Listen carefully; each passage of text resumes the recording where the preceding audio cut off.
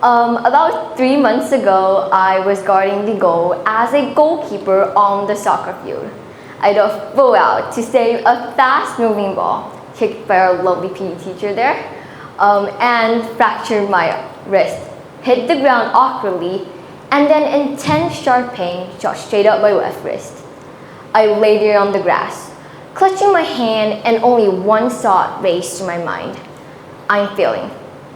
Not because I missed a save, not because we lost a play, and definitely not because I ruined my hairstyle. But in that single moment, I knew I couldn't play for a long time. That moment broke more than just my wrist. It broke the definition of success I've lived by my whole life. Good afternoon, ladies and gentlemen, students and teachers. I am Joyce, a grade 9 student from RDF International School. I used to think success had a very simple definition. So in given this topic, I did what most 14-year-old teenager would do. I got my phone, opened up ChatGPT, and typed, "Define success." In an instant, the definition popped out.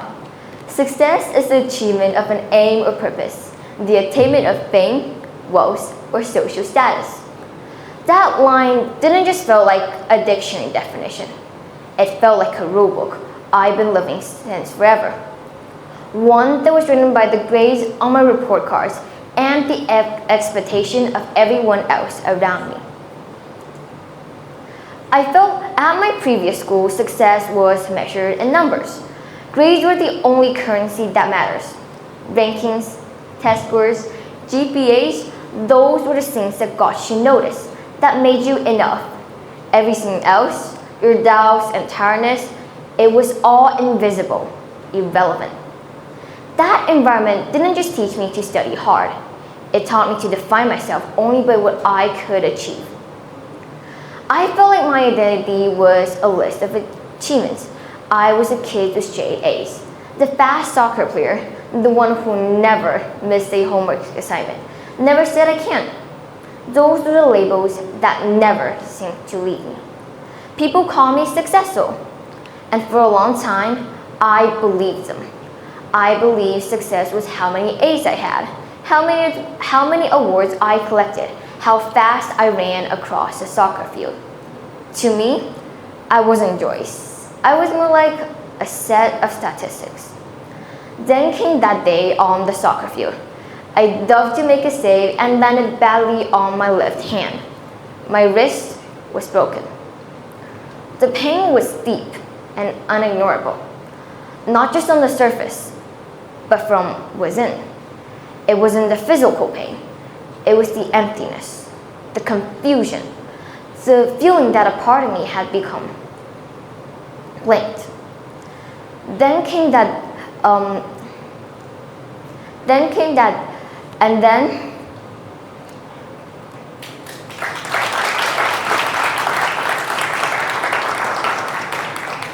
what I didn't for months, I couldn't play the sport that was my escape, my place to breathe, to forget about my grades, to just be me. I couldn't keep up with my AP coursework or my homework load like I always had. My grades slipped. Not because I didn't care, but because my body can no longer keep up with the old version of me. Tasks that once felt automatic, typing an essay, opening a water bottle, even tying my shoelaces suddenly felt impossible. What I didn't expect was the attention I got. People around me asked me constantly, "Can I do this for you? Can I do that for you? Do you want me to carry your bag?" Once, at the airport, I was just standing alone while my mom was in the restroom. A stranger even walked over and asked if I needed assistance. I appreciated their kindness more than I can say, but at the same time, I felt unfamiliar with myself. I was the one who always helped others, not the one who had to be taken care of. I felt out of place, weirdly visible, and weirdly dependent. I've never been good with changes. I enjoy having everything on structure, on routine, on knowing exactly what's coming next. But this injury threw every expectation I had for myself out the window. People still told me I was successful. They said, You've always been a star. This is just a bump in the road, and so on. But inside, I still felt disconnected. I didn't feel like I was failing as a person, but the life I've known was temporarily gone. And that confusion forced me to rethink everything. That's when I realized I spent so much of my life measuring success by what I could prove to the world. We tie our worth to our performance and the ability to keep going no matter what. We think success is never failing, never pausing, and never breaking. But what happens when life forces you to stop? What happens when your body can't keep up? What happens when you can't do the things that once made you feel enough? Keep those questions in mind. Growing up, I was told that winning is success and that perfect was the only standard worth chasing. This win at all costs mindset is everywhere. In schools, at home, even on social media. We see it in how we praise students, how we celebrate results, and how often we ignore the pressure behind them. I've come to realize the students we call successful are the ones hurting the most. High-achieving kids live with stress, anxiety, and the quiet fear that one misstep will make us feel like we're not enough. But so much of the pressure comes from the people who love us the most. Parents, teachers, mentors who tell us we have to be perfect without realizing how heavy that phrase is. If success requires us to sacrifice our mental health, to ignore our limits, to make us feel like we're not enough unless we're winning, is that really success? We're taught that stumbling, pausing, or falling are weaknesses, that if you fall, you don't belong in success. But that couldn't be further from the truth. One truth that I want all of you to take away today is no one is perfect.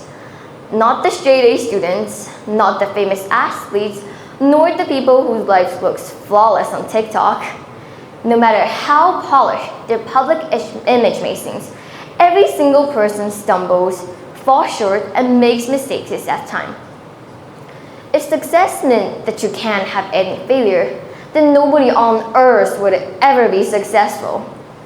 Mistakes aren't weaknesses. They're how we learn. They're how we grow. Think of them like scars. Mine is on my left hand from the day as a goalkeeper. It's not fancy, but it tells a story. It tells me I adapt, I keep going, and I become stronger. Failure is not the opposite of success. It is a part of success. Every setback is a chance for us to return stronger. We need to stop focusing on the end results and start honoring the process. The problem was never failure itself, but a habit of fearing it, of hiding from it, and of letting it stop us on our tracks. So yes, success is about making achievements and constantly on the top, but it is so much more than that. It is accepting who you are.